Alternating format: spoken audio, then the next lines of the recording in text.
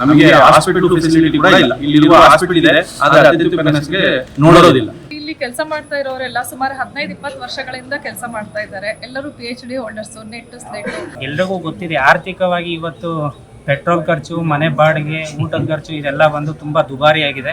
ಮತ್ತೆ 15-20 ವರ್ಷಗಳಿಂದ ನಾವು ಇಲ್ಲಿ ಕೆಲಸ ಮಾಡ್ತಾ ಇದೀವಿ. ನಮಗೆ ಅತಿಥಿ ಉಪನ್ಯಾಸಕರನ್ನ ಒಂದೇ ಒಂದು ಪ್ರಶ್ನೆಗೆ ನಮ್ಮ ಸರ್ವಿಸ್ ಏನಿದೆ ಯಾವ ಬೇರೆ ಸಂಸ್ಥೆಯಲ್ಲೂ ಅದನ್ನ ಕೌಂಟ್ ಮಾಡ್ತಾ ಇಲ್ಲ, 0 ಅಂತ ತಗೊಂತಾ ಇದೆ.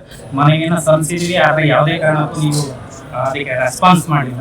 ಆದ್ರೆ ಈ ಶೋಷಣೆನ ಇನ್ನೇನು ನಿಲ್ಸಕ್ಕಾಗಲ್ಲ. 2 ದಿವಸ ನಾವು VC ಅವ್ರನ್ನ ಭೇಟಿಯಾಗಕ್ಕೆ ಹೋದ್ರು ಕೂಡ ನಮಗೆ 3 ಗಂಟೆ ಕಾಸಿ 3 ಗಂಟೆಗೆ ಅವರು ನಮಗೆ ಭೇಟಿ ಮಾಡಲಿಕ್ಕೆ ಅವಕಾಶ ಕೊಟ್ಟಿಲ್ಲ. ನಮಗೆ 3 ಗಂಟೆ ಕಾಸಿ 3 ಗಂಟೆಗೆ ಅವರು ನಮಗೆ ಭೇಟಿ ಮಾಡಲಿಕ್ಕೆ ಅವಕಾಶ ಕೊಟ್ಟಿಲ್ಲ. ಬೇಸಿಕ್ ಇನ್ಫ್ರಾಸ್ಟ್ರಕ್ಚರ್ ಸಮಸ್ಯೆಗಳು ಇದೆ, ಅದನ್ನೆಲ್ಲ ನಾವು ಇಟ್ಕೊಂಡು ಆ ಸಮಸ್ಯೆಗಳ ಜೊತೆನೆ ನಾವು ಕೆಲಸ ಮಾಡ್ತಾ ಇದ್ದೀವಿ ಡೆಡಿಕೇಶನ್ ಆಗಿ.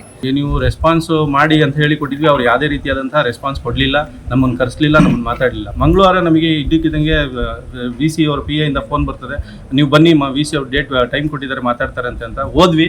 1.5 ಗಂಟೆ ಕಾತ್ಬಿಟ್ಟು ನಿಮ್ಮ ಇಷ್ಟ ಇರಂಗಿದ್ರೆ ಇರಿ, ಇಲ್ಲಾಂದ್ರೆ ಹೋಗಿ ಅಂತ ಹೇಳಿದ್ರು PA ಅವರು. ನಮಗೆ VC ಅವ್ರನ್ನ ಭೇಟಿಯಾಗಿ ಕೊಟ್ಟಿಲ್ಲ ಸರ್. 1.5 ಗಂಟೆ ಕಾತ್ಬಿಟ್ಟು ನಿಮ್ಮ ಇಷ್ಟ ಇರಂಗಿದ್ರೆ ಇರಿ, ಇಲ್ಲಾಂದ್ರೆ ಹೋಗಿ ಅಂತ ಹೇಳಿದ್ರು PA ಅವರು. ನಮಗೆ VC ಅವ್ರನ್ನ ಭೇಟಿಯಾಗಿ ಕೊಟ್ಟಿಲ್ಲ ಸರ್.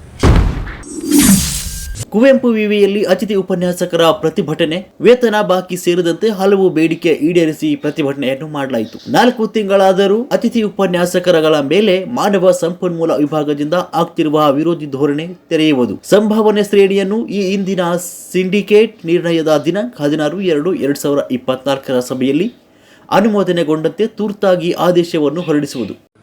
ಸರ್, ಇಲ್ಲಿ ಕೆಲಸ ಮಾಡ್ತಾ ಇರೋರೆಲ್ಲ ಸುಮಾರು 15-20 ವರ್ಷಗಳಿಂದ ಕೆಲಸ ಮಾಡ್ತಾ ಇದ್ದಾರೆ. ಎಲ್ಲರೂ PhD ಹೋಲ್ಡರ್ಸ್, ನೆಟ್ ಸ್ಲೇಟ್, ಆ ಥರ ಸರಿಯಾದ ಒಳ್ಳೆ ಕ್ವಾಲಿಫಿಕೇಶನ್ ಇಟ್ಕೊಂಡೇ ಕೆಲಸ ಮಾಡ್ತಾ ಇದ್ದಾರೆ.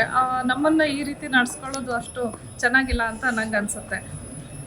ಸಾಕಷ್ಟು ಸಮಸ್ಯೆಗಳು ಇದೆ, ಬೇಸಿಕ್ ಇನ್ಫ್ರಾಸ್ಟ್ರಕ್ಚರ್ ಸಮಸ್ಯೆಗಳು ಇದೆ, ಅದನ್ನೆಲ್ಲ ನಾವು ಇಟ್ಕೊಂಡು ಆ ಸಮಸ್ಯೆಗಳ ಜೊತೆನೆ ನಾವು ಕೆಲಸ ಮಾಡ್ತಾ ಇದ್ದೀವಿ ಡೆಡಿಕೇಶನ್ ಆಗಿ. ನಮ್ಮ ಈ ಡೆಡಿಕೇಶನ್ ಅವ್ರು ಕನ್ಸಿಡರ್ ಮಾಡಬೇಕು ಅಂತ ಅನಿಸ್ತಾ ಇದೆ. ಸಂಭಾವನಾ ಶ್ರೇಣಿಯನ್ನು ಜನವರಿ 2024 ಮಾಹೆಯಿಂದ ಅನುಷ್ಠಾನಗೊಳಿಸಿ ಸಂಭಾವನೆಯ ಬಾಕಿ ಮೊತ್ತವನ್ನು ಜನವರಿ 2024 ಮಾಹೆಯಿಂದಲೇ ಅನುಷ್ಠಾನವಾಗುವಂತೆ ಕೂಡಲೇ ಬಾಕಿಯನ್ನು ಪಾವತಿಸುವುದು. ಮತ್ತೆ ಫೆಬ್ರವರಿ 16ನೇ ತಾರೀಕು ಸಿಂಡಿಕೇಟ್ ಸಭೆ ನಡೀತು. ಆ ಸಿಂಡಿಕೇಟ್ ಸಭೆಯಲ್ಲಿ ನಮ್ಮ ತರನೇ ಎಲ್ಲರಿಗೂ ಕೊಡಬೇಕು ಅಂತ ಹೇಳಿ ಅದು ಅಪ್ರೂವಲ್ ಆಗಿದೆ. ಆದರೆ ಸಿಂಡಿಕೇಟ್ ಪ್ರೊಸೀಡಿಂಗ್ಸ್ ಬರೋದನ್ನ 1 ತಿಂಗಳು ಮೇಲೆ, ಆ ರೂಲ್ಸ್ ಪ್ರಕಾರ 7 ತಿಂಗಳೊಳಗೆ ಪ್ರೊಸೀಡಿಂಗ್ಸ್ ಬರಬೇಕು, 7 ದಿನದೊಳಗೆ ಪ್ರೊಸೀಡಿಂಗ್ಸ್ ಬರಬೇಕಂತಿದೆ. ಆದರೆ 1 ತಿಂಗಳು ಪ್ರೊಸೀಡಿಂಗ್ಸ್ಗಳನ್ನು ಡಿಲೇ ಮಾಡಿ ನೀತಿ ಸಮಿತಿ ಬರೋದ್ರೊಳಗೆ ಅದನ್ನು ಕೊಡಲಿಲ್ಲ. ಆವಾಗ ಇದ್ದಕ್ಕಿದ್ದಂಗೆ ಗೌರ್ಮೆಂಟ್ ಅವರು ಇನಿಷಿಯೇಟ್ ಮಾಡಿ ಈಗ 40,000 ಏನು ಅತಿಥಿ ಉಪನ್ಯಾಸಕ ಗೌರವಧನ ಕೊಡಬೇಕು ಅಂತ ಡಿಸೈಡ್ ಮಾಡಿದ್ದಾರೆ. ಅದನ್ನೇ ಯಥಾವತ್ತವಾಗಿ ನಾವು ಇಂಪ್ಲಿಮೆಂಟ್ ಮಾಡಿ ಅಂತ ನಾವು ಕೇಳ್ತಾ ಇದ್ದೀವಿ. ಇಲ್ಲ ಮತ್ತೆ ಸಿಂಡಿಕೇಟಲ್ಲಿ ಇಡಬೇಕು, ಮತ್ತೆ ಆ ಸಿಂಡಿಕೇಟಲ್ಲಿ ಪ್ರೊಸೆಸ್ ಆಗಬೇಕು, ಮತ್ತೆ ಸಿಂಡಿಕೇಟ್ ಪ್ರೊಸೀಡಿಂಗ್ ಬರಬೇಕು ಅಂತಿದೆ. ಇನ್ನು 2-3 ತಿಂಗಳು ಅಷ್ಟೇ ನಮಗೆ ಈ ಅಕಾಡೆಮಿಕ್ ಇದೆ. ನಮಗೆ ಈ ಒಂದು ಪರಿಸ್ಥಿತಿಯಲ್ಲಿ ಇವರು ತಿಂಗಳಂಗಟ್ಟಲೆ ಹೇಗೆ ಮುಂದುವರಿತಾ ಇದ್ದಾರೆ, ನಾವು 32,000ದಲ್ಲಿ 45,000 ಇದ್ದರು 32,000ಕ್ಕೆ ಹೇಗೆ ನಾವು ಜೀವನನ ಅಡ್ಜಸ್ಟ್ ಮಾಡ್ಕೊಬೇಕು ಅನ್ನೋದು ಬಹಳ ಯಕ್ಷಣೀಯ ಪ್ರಶ್ನೆ ಆಗಿದೆ. ದಯಮಾಡಿ ನಮ್ಮ ಸ್ಯಾಲ್ರಿನ ಏನು ಹಳೆ ಸ್ಯಾಲ್ರಿ ಇತ್ತು ಆ ಸ್ಯಾಲ್ರಿನ ಇಂಪ್ಲಿಮೆಂಟ್ ಮಾಡಬೇಕು.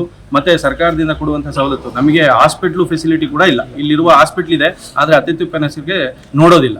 ಅತಿಥಿ ಉಪನ್ಯಾಸಕರ ಪದನಾಮವನ್ನು ಸಹಾಯಕ ಬೋಧಕರ ಅಂತ ಬದಲಾವಣೆ ಮಾಡಬೇಕಾಗಿ ಕೋರಲಾಗಿದೆ ಅಂತ ಈ ಎಲ್ಲ ಅಂಶವನ್ನು ಇಟ್ಟುಕೊಂಡು ಅತಿಥಿ ಉಪನ್ಯಾಸಕರು ಪ್ರತಿಭಟನೆಯನ್ನು ಮಾಡಲಾಯಿತು.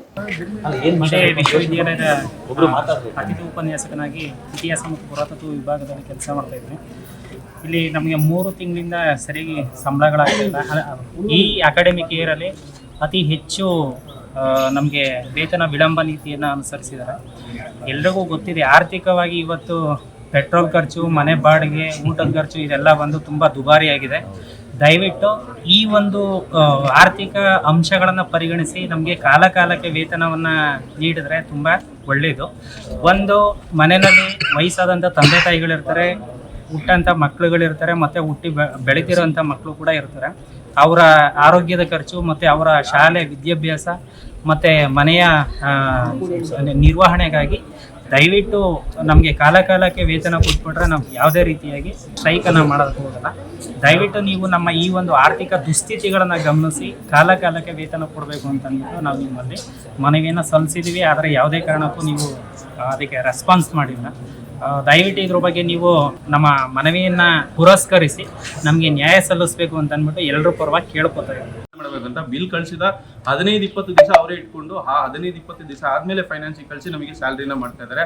ಇದು ಬಹಳ ಘೋರವಾದಂಥ ದುರಂತ. ನಾವೆಲ್ಲ ಈಕ್ವಲೆಂಟ್ ಕೆಲಸ ಮಾಡ್ತಿದ್ರು ಕೂಡ ಈಕ್ವಲೆಂಟ್ ಸಂಬಳ ಕೇಳಲಿಲ್ಲ ಅಂದರೂ ಸಂಬಳ ಕೊಡೋದನ್ನ ಈ ಥರ ತಾರತಮ್ಯ ಮಾಡ್ತಾ ಇದ್ದಾರೆ. ಈ ತಾರತಮ್ಯನ ತಡೆಗಟ್ಟಬೇಕು. HRMಗೆ ಏನು ಈ ಪ್ರೋಸೆಸ್ ಇದೆ ಪ್ರಕ್ರಿಯೆನ ವಿತಿನ್ 5 ದಿವಸದೊಳಗೆ ನಾವು ಬಿಲ್ ಸಬ್ಮಿಟ್ ಮಾಡಿ 5 ದಿವಸದೊಳಗೆ ನಮ್ಮ ಸಂಬಳವನ್ನು ಬರೋ ಹಾಗೆ ಮಾಡಬೇಕಂತ ಈ ಬೇಡಿಕೆಯನ್ನು ಮಾಡ್ತಾ ಇದ್ದೀವಿ. ವರದಿ ರಮೇಶ್ ಶಿವಮೊಗ್ಗ. ವಾಯ್ಸ್ ಆಫ್ ಅಪ್ಪು ಚಾನಲ್ಗೆ ಲೈಕ್ ಮಾಡಿ, ಶೇರ್ ಮಾಡಿ, ಸಬ್ಸ್ಕ್ರೈಬ್ ಮಾಡಿ.